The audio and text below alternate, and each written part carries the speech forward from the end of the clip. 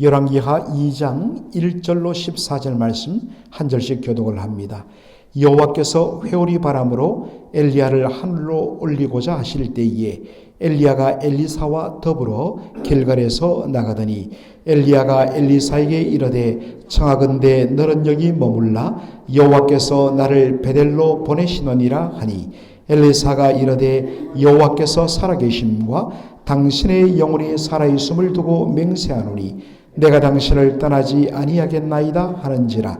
이에 두 사람이 베델로 내려가니 베델에 있는 선지자의 제자들이 엘리사에게로 나와 그에게 이르되 여호와께서 오늘 당신의 선생을 당신의 머리 위로 데려가실 줄을 아시나이까 하니 이르되 나도 또한 아노니 너희는 잠잠하라 하니라.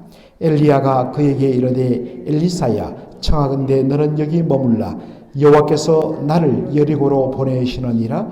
엘리사가 이르되 여호와께서 살아계심과 당신의 영혼이 살아있음을 두고 맹세하노니 내가 당신을 떠나지 아니하겠나이다 하니라. 그들이 여리고에 이르매 여리고에 있는 선지자의 제자들이 엘리사에게 나와 이르되 여호와께서 오늘 당신의 선생을 당신의 머리 위로 데려가실 줄을 아시나이까 하니 엘리사가 이르되 나도 아노니 너희는 잠잠하라. 엘리야가 또 엘리사에게 이르되 청하건대 너는 여기 머물라 여호와께서 나를 요단으로 보내시느니라 하니 그가 이르되 여호와께서 살아계심과 당신의 영혼이 살아있음을 두고 맹세하노니 내가 당신을 떠나지 아니하겠나이다 하는지라. 이에 두 사람이 가니라. 선지자의 제자 50명이 가서 멀리 서서 바라보매 그 두 사람이 요단가에 서 있더니 엘리야가 겉옷을 가지고 말아 물을 치매 물이 이리저리 갈라지고 두 사람이 마른 땅 위로 건너더라. 건너매 엘리야가 엘리사에게 이르되 나를 내게서 데려감을 당하기 전에 내가 네게 어떻게 할지를 구하라. 엘리사가 이르되 당신의 성령이 하시는 역사가 갑절이나 내게 있게 하소서 하는지라. 이르되 내가 어려운 일을 구하는도다. 그러나 나를 내게서 데려가시는 것을 내게 보면 그 일이 내게 이루어지려니와 그렇지 아니하면 이루어지지 아니하리라 하고 두 사람이 길을 가며 말하더니 불수레와 불말들이 두 사람을 갈라놓고 엘리야가 회오리 바람으로 하늘로 올라가더라. 엘리사가 보고 소리 지르되 내 아버지여 내 아버지여 이스라엘의 병거와 그 마병이여 하더니 다시 보이지 아니하는지라. 이에 엘리사가 자기의 옷을 잡아 둘로 찢고 엘리야의 몸에서 떨어진 겉옷을 주워 가지고 돌아와 요단 언덕에 서서 엘리야의 몸에서 떨어진 그의 겉옷을 가지고 물을 치며 이르되 엘리야의 하나님 여호와는 어디 계시나이까 하고 그도 물을 치매 물이 이리저리 갈라지고 엘리사가 건너니라. 아멘. 사람은 사라지나 그 사명은 이어진다 라는 제목으로 말씀을 전하고자 합니다. 9월부터 10월 중순까지 열왕기 하를 묵상하게 됩니다. 그리고 한 2주간 가까이 바로 예레미야 애가를 묵상하게 되어 있습니다. 사실 열왕기 하 마지막 장과 우리가 지난 8월 말까지 묵상했던 바로 예레미야의 마지막 장인 52장은 똑같은 내용입니다. 그래서 많은 성경학자들은 아마도 열왕기 상과 하 이것을 바로 예레미야가 중심에서 이스라엘의 모든 왕들의 역사를 그렇게 편찬하고 성령의 영감으로 기록한 것이 아닌가 그렇게 봅니다. 그런 의미에서 열왕기 하를 마치고 정말 그 무너진 예루살렘을 바라보며 탄식하며 눈물을 흘렸던 예레미야의 애가를 함께 엮어서 묵상하는 것이 의미가 있다고 생각합니다. 열왕기 상은 솔로몬 왕이 등극하던 때가 BC 970년입니다. 그리고 열왕기상 22장에 보면 아합 왕이 죽고 그의 아들 아시아가 등극하는 것으로 마무리가 되는데 그때가 BC 주전 853년입니다. 약 120여 년 기록을 담고 있습니다. 그리고 열왕기하는 바로 아합의 아들 아시아의 등장부터 해서 남왕국 유다의 멸망까지 BC 853년부터 BC 586년까지 약 270년을 다루고 있습니다. 그래서 도합 약 400년 이스라엘 왕들의 역사, 그 중에서도 바로 사울 왕과 그리고 다윗 왕의 역사를 담은 것이 사무엘상하라면 그것을 제외하고서도 약 400년간의 역사를 다루는 것이 열왕기상하입니다. 모든 성경학자들이 동의하는 바로 이 열왕기상하는 나라가 멸망당하고 바벨론으로 포로로 끌려간 바로 유다 백성들을 위하여 기록된 역사서로 봅니다. 그 내용의 핵심은 왜 우리가 여기 나라가 망하여 포로로 끌려왔는가? 그것에 대한 통렬한 점검과 반성의 내용으로 점철되어 있습니다. 그것은 우리가 우리의 하나님 되신 여호와 하나님의 말씀을 불순종하고 그분의 다스림을 거부한 채 바로 범죄하고 타락하고 우상 숭배에 빠졌기 때문이다. 그러한 통렬한 반성을 위하여 그리고 다시 한 번 더 우리가 하나님께로 회복되는 길을 모색하기 위해서 이스라엘의 역사를 통하여서 바로 점검하고자 하는 그러한 목적으로 기록되었습니다. 그래서 여러분들 열왕기상하를 보면 이스라엘 솔로몬 사후에 남과 북으로 나라가 나누어지는데 그 모든 왕들을 다 다룹니다. 그런데 언제나 어떤 왕이 등장했을 때 그 왕에 대한 평가를 그 왕이 얼마나 정치를 잘했고 그의 정치력에 의해서 나라가 얼마나 부강했으며 얼마나 군사적으로 강대한 나라가 되었는가 그것으로 그 왕을 평가하는 것이 아니라 항상 열왕기상하의 모든 왕들의 평가는 이렇게 시작합니다.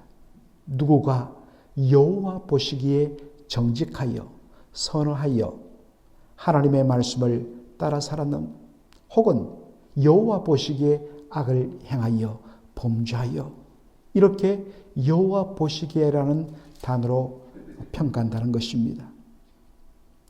사랑하는 성도 여러분, 세상 사람들이 우리를 바라보는 판단은 우리가 어떤 배경에서 자랐으며 우리가 얼마나 많은 공부를 했으며 어떠한 경력을 쌓았으며 또 우리가 어떠한 업적을 이루었는가로 사람들은 우리를 평가할 것입니다. 그러나 물론 그러한 평가도 나름대로 상대적으로 가치가 있습니다. 그러나 절대적인 평가, 그것은 하나님께서 여호와 보시기에 어떠했는가 하는 것입니다. 늘 하나님 보시기에 하나님이 지금 나를 보고 계시다. 그분의 판단과 평가가 어떠할 것인가. 날마다 정직하게 하나님 앞에 자신을 내어놓고 결국에는 그러한 삶이 어떻게 이루어지는가? 매일 하나님의 말씀을 보면서 그 말씀을 통하여 자신의 삶을 비추면서 그 말씀에 따라 사는 것, 그것이 여호와 보시기에 바로 선한 삶이라는 것을 기억하는 저와 여러분 되기를 소원합니다. 열왕기하의 시작은 바로 열왕기상의 마지막 부분을 담당했던 선지자가 엘리야라면 열왕기하의 그 상당 부분의 역사를 바로 담당하면서 섬기는 선지자가 엘리사입니다.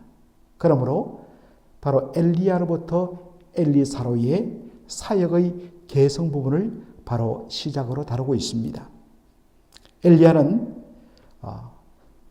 특별히 아합 왕 때부터 등장해서 하나님의 말씀을 전했던 선지자였습니다. 그의 사역은 바로 아합 왕과 그의 바로 장남인 아하시아의 죽음으로 그의 모든 사명이 끝납니다. 그래서 하나님께서 사명을 다한 엘리사를 하늘로 부르십니다. 상당히 상징적인 의미이죠.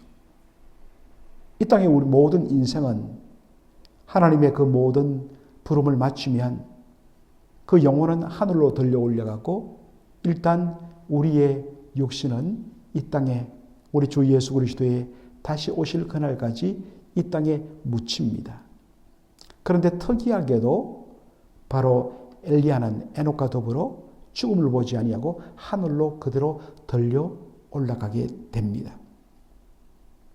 그런데 이 엘리야가 바로 죽기 전에, 즉 하늘로 올리움을 당하기 전에 세 곳을 방문합니다. 어디입니까? 길갈로 갔다가, 그 다음에 베델로 갔다가, 그 다음에 여리고로 갑니다. 여러분 왜 방문했을까요?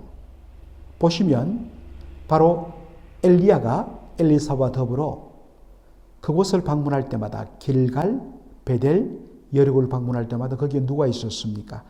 바로 선지자의 제자들이 있었습니다. 이것을 미루어 보아서 이 세 곳을 특별히 방문한 것은 바로 앞으로 사역을 담당하게 될 선지자의 제자들, 우리로 말하면 한 신학생 정도가 되겠지요.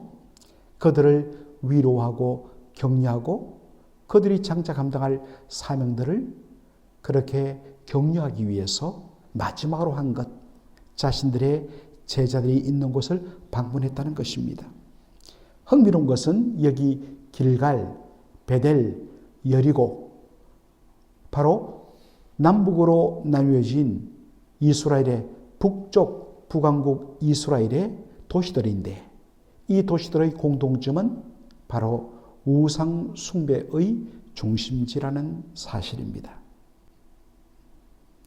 여러분 이런 곳에 엘리야의 제자들이 포진하고 있다는 사실에 주목할 필요가 있습니다. 제일 힘든 바로 영적 싸움의 중심지에 바로 하나님의 일꾼들이 있어야 된다는 것입니다. 어떤 의미에서 그러한 혼란함을 틈타서 벗어나서 따로 자기들끼리 공동체를 이룬 것이 아니라 바로 가장 영적으로 치열한 문제 많은 곳에 그 속으로 들어가서 사명을 감당하는 이 모습을 우리가 보면서 이것은 비단 어떤 목회자의 어떤 사명이 무엇이며 어디에 있어야 될 것인가를 보여줄 뿐만 아니라 사실은 모든 그리스도의 제자들, 우리 성도들이 어디에 위치하고 어떻게 살아야 할 것인지를 보여주는 그러한 말씀이기도 한 것입니다.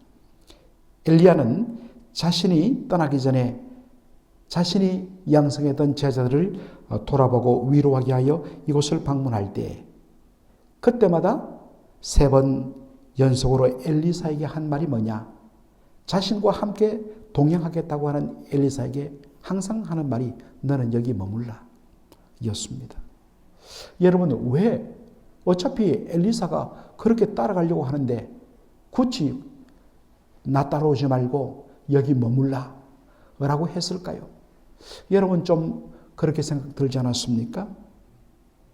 여기에는 정말 진정 엘리사가 자신을 따르며 자신의 사역을 이어받아서 이 악하고 타락한 북왕국 이스라엘에게 하나님의 생명을 목숨 걸고 바칠 그러한 선지자 인간을 바로 테스트, 시험하기 위한 것을 우리가 보게 됩니다. 그때마다 엘리사가 한 말이 무엇입니까? 내가 당신을 떠나지 않겠습니다 하고 그를 끝까지 따르는 모습을 보게 됩니다. 엘리사는 단 한 번도 자신이 엘리야의 바로 사역, 사명, 계승자인 것을 망각한 적이 없습니다.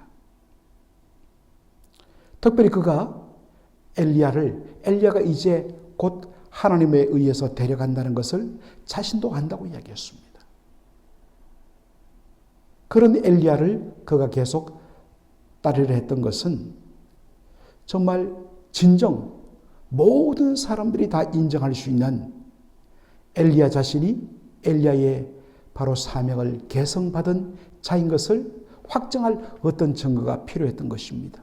그것이 이제 우리가 뒤에서 보는 제가 당신의 성령의 역사가 갑질이나 내게 있기를 원합니다 라는 말에서 발견할 수 있는 것입니다.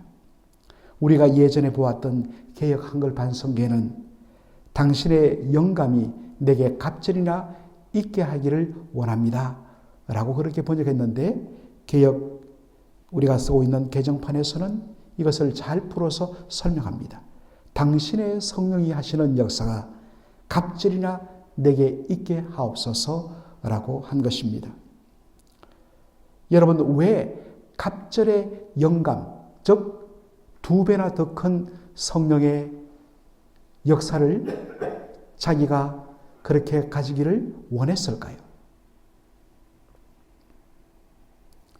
당신이 했던 그 사역보다 내가 두 배나 더 큰 어떤 능력을 그렇게 가지기를 원합니다 라는 뜻일까요?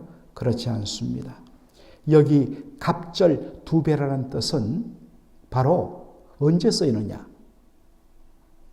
장자에게 집안의 모든 것을 상속받는 상속자인 장자에게 다른 자식들에게 주는 것보다 두 몫을 더 준다라고 할 때 쓰이는 말입니다.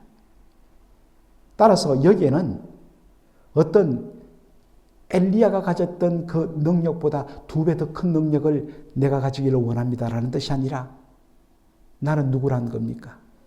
당신 엘리야 선지자의 모든 것을 바로 계승하는 영적 상속자입니다 라는 증거를 저에게 주십시오 라는 의미입니다. 바로 그것을 볼 때에 모든 사람들이 엘리사는 엘리야의 모든 것을 상속하고 이어받은 사역의 계승자라는 것을 바로 인정할 수 있기 때문인 것입니다.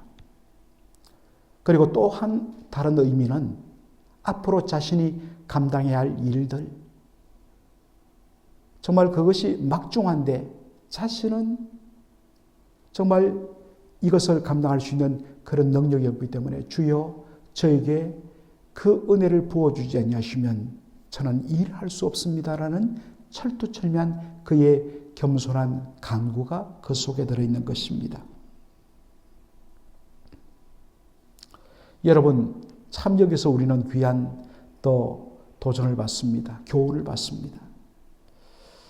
사실 우리의 마음속에는 어떤 능력이나 어떤 위치나 어떤 재물이 주어졌을 때 그 권세와 능력을 통하여서 자신을 털어내기를 원하는 그러한 우리의 죄성의 충동질에 늘 흔들리며 사로잡히는 저희를 발견하게 됩니다.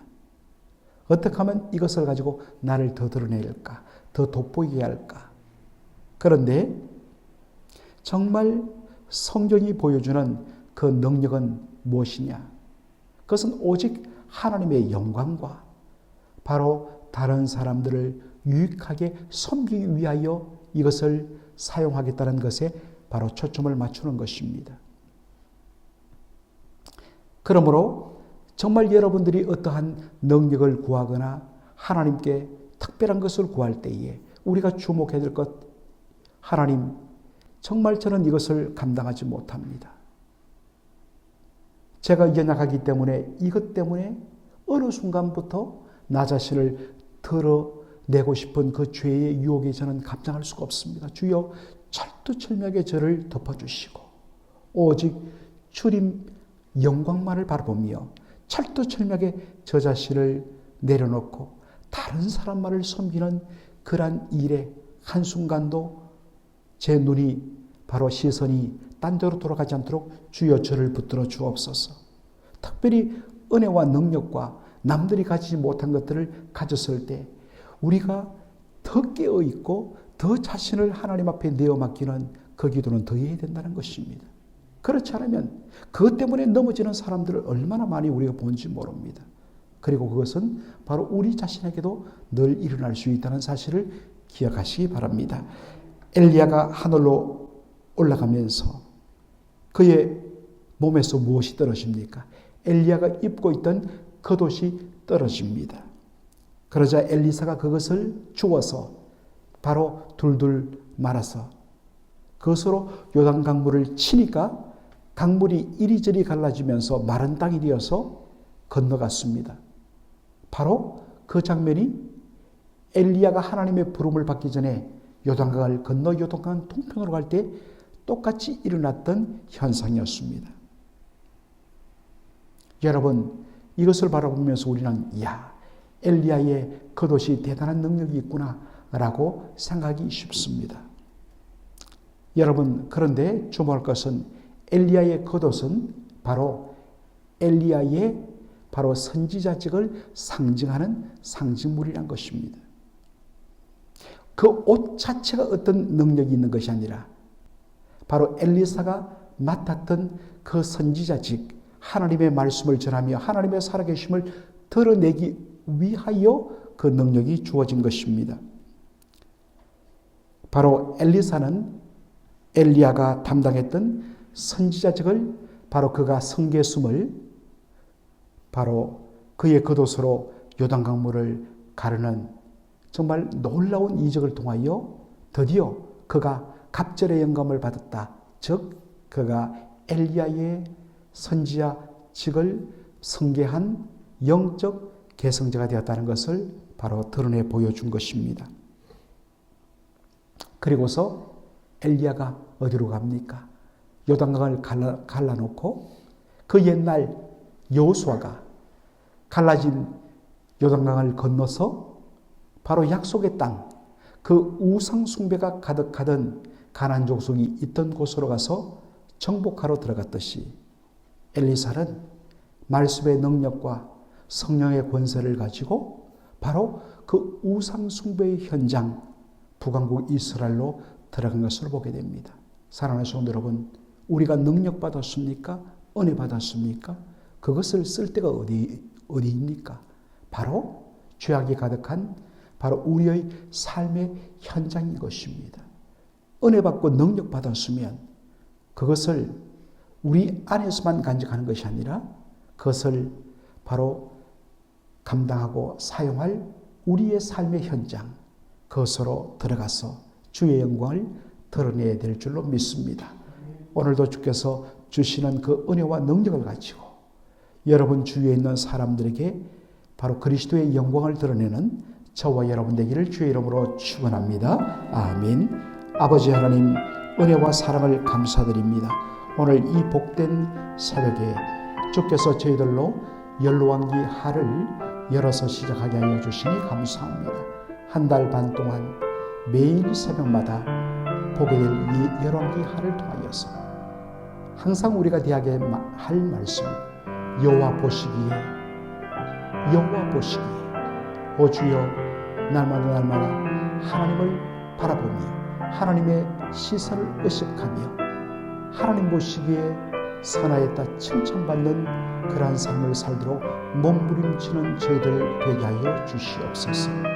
아버지 하나님, 이 험악한 세상에 주의 말씀대로 살고 주의 말씀의 열매를 맺으며 하나님의 영광을 거두며 또한 성도들을 제대로 섬기기 위하여 바로 은혜가 필요한 것임을 고백합니다. 그럴 때마다 그 능력이 우리를 드러내는 일에, 우리를 자랑하는 일에 쓰임받지 않도록 너무 두렵고 떨림으로 깨어 기도하며 자신을 살피면서 우리에게 주어진 이 모든 능력과 환경과 그러한 일들이 주의 영광을 위하여, 교회를 위하여, 성도를 섬기는 데 쓰임받도록 주여 저희들의 영혼을 주장하여 주시옵소서.